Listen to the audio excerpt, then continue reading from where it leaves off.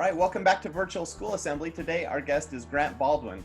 Grant is the author of The Successful Speaker and founder of the Speaker Lab, a training company for public speakers. He's also the creator and host of the Speaker Lab podcast and has coached thousands of speakers. He's been regularly featured in national media, including Forbes, Inc., Entrepreneur, and the Huffington Post. He lives near Nashville with his wife and 3 daughters. And Grant, we're so excited to have you on the show today. Welcome. Thanks, Tyler. I appreciate you letting me be here. Yeah, so, I've actually followed your work for a long time because as a public speaker, I love your podcast and the value that you provide there. But what I'm most interested in talking about today is your life as an entrepreneur. A lot of kids don't think of being a speaker as an entrepreneur, but that's when you're running your own business as a speaker. And I know it started out a little different for you. So let's go back to kind of your beginnings as a youth pastor and talk about kind of what you did after high school as you transitioned into the working world. Can you just kind of walk us through that? Yeah. So in high school, I was really involved in my local church, and my youth pastor had a big impact in my life. And that really resonated with me. I was like, I want to do that. Like that was the thing that was kind of, I was on the path to do. And so went to Bible college and then eventually worked at a different church as a youth pastor and had a lot of opportunities to speak. And so speaking was one of those things that came naturally to me. Felt like I enjoyed it, felt like I was decent at it. And I wanted to do more of it. And so then I started kind of looking around and like, is that a full-time thing? Like, I think for a lot of students, you are good at something or you're intrigued by something, but it doesn't seem like a viable career. It doesn't seem like something that you commonly hear about. And so that's where I started kind of looking around to see, like, are there other people doing this? Like, I didn't see this on the menu in school. And so I met a couple guys who are speaking full-time and doing kind of what I wanted to do, and started kind of like learning from them and stalking them and picking their brain and doing anything possible, to the point where I eventually learned a few things and started booking a few gigs, and eventually was able to turn that into a full-time career. And I think that is incredibly important for any student to be thinking through, is look for people who are, a couple of steps ahead of you in terms of what it is that you want to do. Because I think, like, especially in this day and age, there's so many more options that are available that are very like non-traditional paths, So historically, like if we go back to our parents or grandparents or whoever, it's kind of like you could be a doctor or a lawyer or an accountant or work in the factory. And like, that was kind of the extent of it, right? Here's these 10 options and that's it. But now, I mean, there are literally thousands and thousands and thousands of opportunities that exist in the world of ways that you can earn a living and that you can do something. And so I'm married to my high school sweetheart. And we have 3 daughters. And so I tell my daughters all the time, like, we all have to work. We all have to do something. We all have to make a living. Like, wouldn't you rather do something you enjoy? Like, I genuinely enjoy what it is that I get to do. There's far too many people who live life where it's like, thank God it's Friday to, oh God, it's Monday. Just like, that's just a horrible way to live life. We all got to work. So let's do something we enjoy. And so for me, that centers around speaking. And so for a long time, it was speaking as a full-time speaker and traveling around. And I did a lot of school assemblies and conferences. And now I do a lot on the teaching and training, working with other speakers and helping them understand how they can share their message with the world. Yeah. Now, as a school teacher, traditionally and historically, we've taught kids to go into these tracks so they could get traditional jobs as a doctor, as a teacher. And that requires 4 years of college or more. And it's kind of a set track. Now, your life as a speaker and as an entrepreneur obviously doesn't follow that same kind of track. There's a lot of uncertainty in that. And there's a lot of training and education that doesn't, you're not paying tuition for it necessarily, but you do have to learn certain skills. What was that like for you, having that uncertainty as a speaker, and how did you acquire those skills?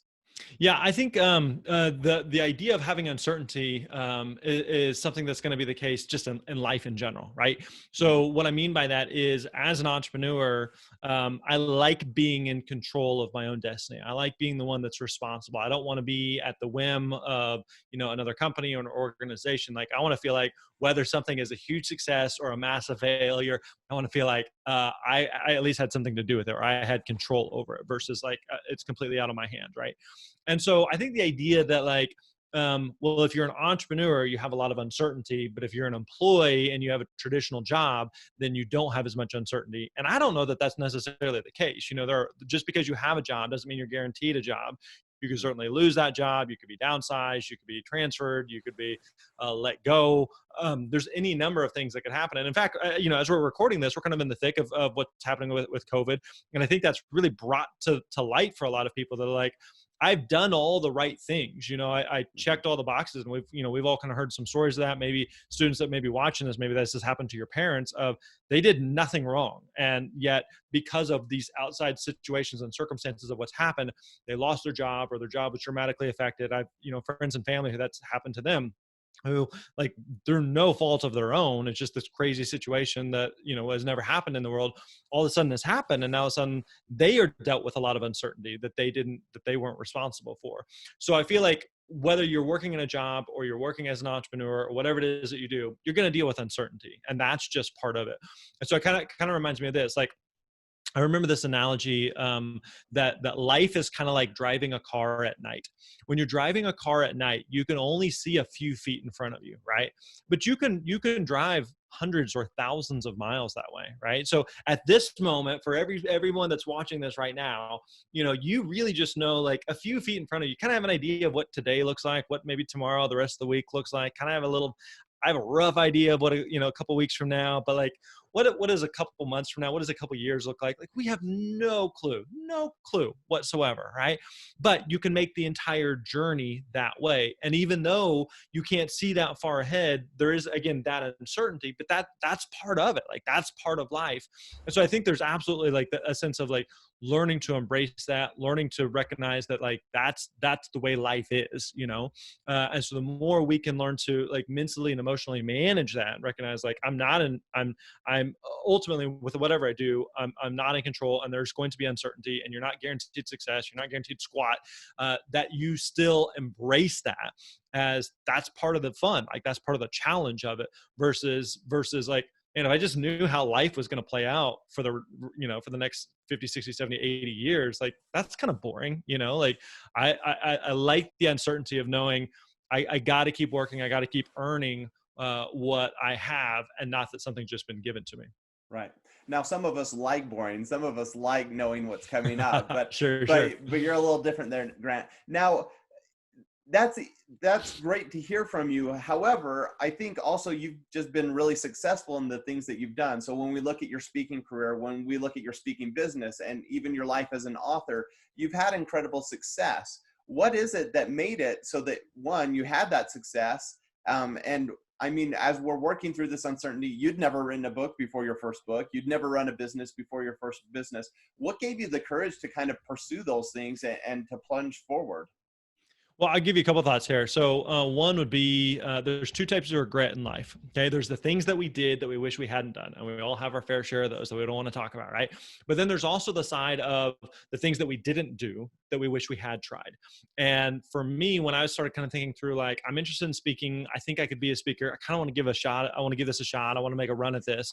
Mm-hmm. It kind of was a sense of, like, I don't want to get to the end of my life and look back and be like, I think I could have made that speaking thing work, but I'll never know because I didn't try.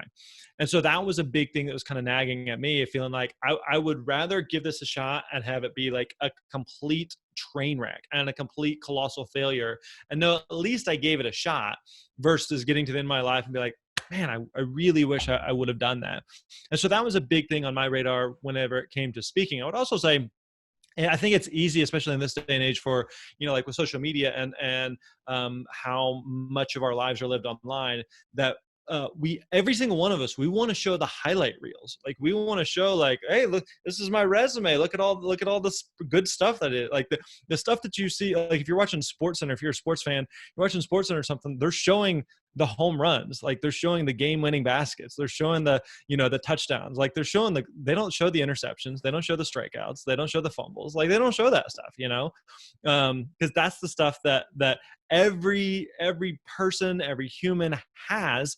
But it's not like we're showing, actively showing, like, hey, look at this. Here's how I screwed up yesterday. Huh? Pretty proud of that one. Like, nobody's talking about that, but it doesn't mean it doesn't exist. So anybody that you look up to, you admire, you respect, you're like, they have their whole life figured out. I promise you they do not. And so, like, I think we've had some level of success as an entrepreneur, but there's plenty of days where I'm just like, I don't know what I'm doing. Like, I tell people all the time, like, I am no different than any other entrepreneur in that I'm making it up as we go, like everybody else. Like we have plans and we've done a good job and we try to execute on things, but there's still plenty of days where you're just like, boy, I don't know what I don't know. And we also have the same doubts and insecurities and fears and worries. And I think, again, like I was kind of touching on earlier, is so much of life and so much of the entrepreneurial journey is just learning to like mentally manage those and realize this is part of it. But learning to accept that and embrace the unknown rather than trying to get rid of it. Right. Now, you've touched on a few of these things already, but I'd like to go through some of the pros and cons of running a business. As a young CEO and business owner, you've already had a lot of experience with some of the great things that come from having a successful business, but obviously you've also had your challenges. Can you just walk us through some of the things that maybe you didn't anticipate before you started that have really been challenges in starting and then growing a business? Well, one of them, I'd say definitely for most people is going to be financially, because one of the things that people gravitate towards when it comes to a job is just the week to week, again, kind of quote unquote uncertainty that I know what my paycheck is this week. I know what my paycheck is next week. I know as long as I don't screw things up, that 6 months from now, I have a pretty good idea what my paycheck is going to be. And so it just allows us just to kind of like plan versus like as an entrepreneur, there are weeks or days or months where you're like, wow, we made a lot of money today. That was a really good day. And days you're just like, well, I wonder what we're going to feed the children. You know, it's just like every day is different and you have these massive highs and lows. Right. And so there's no guarantee. And so I remember early in my speaking career, I was having lunch with a good friend, and he was kind of asking. We were kind of talking about the entrepreneurial journey, and he was thinking about doing his own thing. And I was like, "Listen, right now, you know what your paycheck is for this week. You know what it's going to be. I have no idea what mine's going to be. Right now, I have some idea of like, okay, I know where we have coming in and what we have going out, but at the same time, like you're not guaranteed that. So every day you have to earn it. You have to work for it, and so that also like keeps you invested, keeps you motivated and driven versus like, again, I think it could be easy for some people, like, depending on the nature of the work and the company, just be like, I know I'm going to get paid on Friday. And so I can coast, I can go through the motions. I don't care about this job. I don't care about this company. And so, like it's, as an employer who employs several people, it's important for me to make sure that the people that work for me, like it's more than just a check, but like they are invested in what we're doing. They're genuinely passionate about the people that we serve and how we help other people.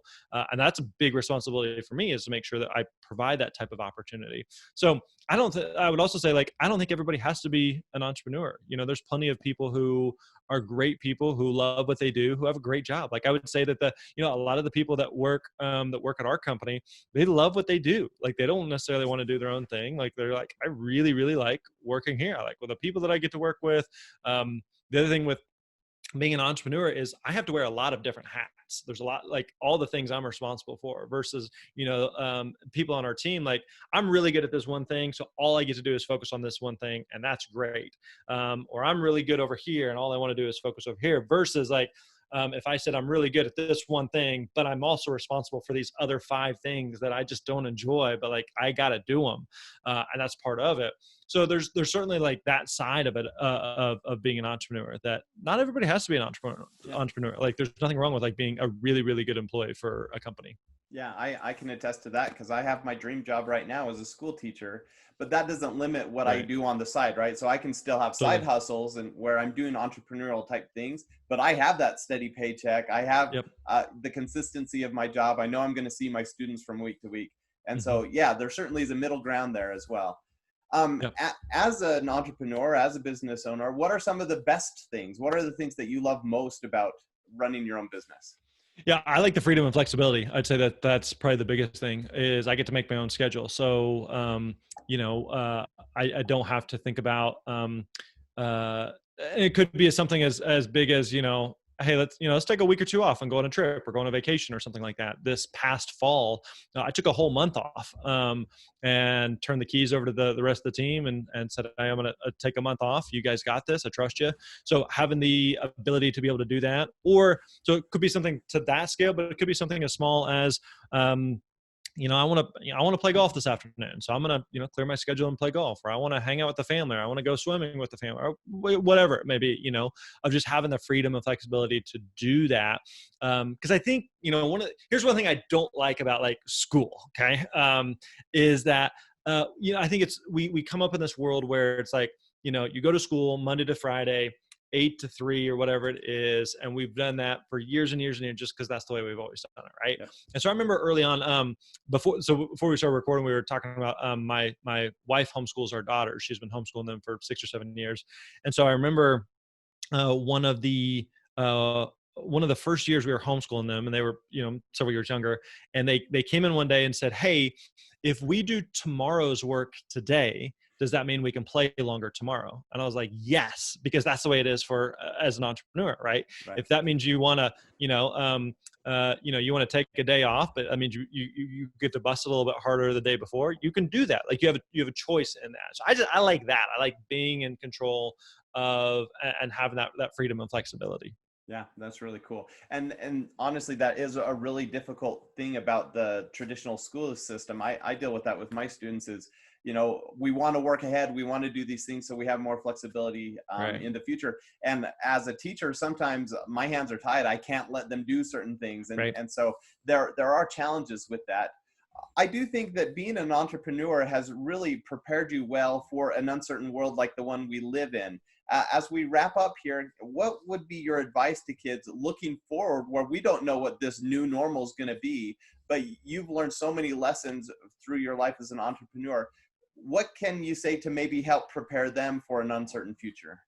Yeah, I would say, kind of going back to that analogy of like driving the car at night, so if we go at the time of this recording, if we go back, 4, 5, 6 months, the idea of having this pandemic that takes over the globe and like shuts down everything. You'd be like, that's for movies, but like, that's not real life, Right. and I remember a couple of buddies and I remember back in like January, February, we'd be talking and texting and like, did you hear about that? That disease thing bouncing around, either Asia or it had made it to Europe now. Did you hear? Oh, they had the first case in New York. And just like, you think that's going to affect us? Nah, that's not going to affect us, So again, the idea being that going back a few months ago, none of us had any idea that we would be where we are. But here we are. And so um, part of all of our responsibilities is realizing, well, it's not the way that I anticipated. It's not the way I planned it to be, but like we're in it, like we're in the thick of it. It is what it is at this point. So, what you don't want to do is just kind of stick your head in the sand and be like, well, it's okay. We're going to be back to normal soon. And like, maybe at some point we'll be back to some sense of normalcy, but it's going to take a second. So like, you don't want to just like, I'm just going to sit on the sideline and wait. Like our responsibility is to adapt and to adjust. And same thing I've had to do as an entrepreneur. So, teaching and training people how to be public speakers and how to book speaking gigs in a world where speaking gigs are largely not happening, like has presented a lot of real challenges for us. So rather than just saying like, okay, I guess we'll just sit here and wait for the world to resume, like that doesn't work, So being going back to like a sports analogy, think about it like it's like we came into like, okay, we have a game plan of what we're going to do. And now we get to the line of scrimmage and realize, oh, the defense or whatever looks dramatically different than we anticipate. We got to call a massive audible here, Mm-hmm. but being flexible enough to be willing to do that, knowing that, I'm driving the car at night. And I didn't see, the construction up ahead or the roadblock or the detour or anything I didn't realize that the car is going to break down. Like you don't know any of that stuff, and that's fine. You can still make the entire journey that way. So don't feel like you got to have your whole life planned out. Again, there are moments for me where I was like, man, I'd love to look into the magic crystal ball and know what are the next, 2, 5, 10, 20 years look like. But like, it's all going to dramatically change. And so I think about, there's the Frozen 2 movie. Remember, I got 3 daughters, so we've seen Frozen and Frozen 2 quite a bit.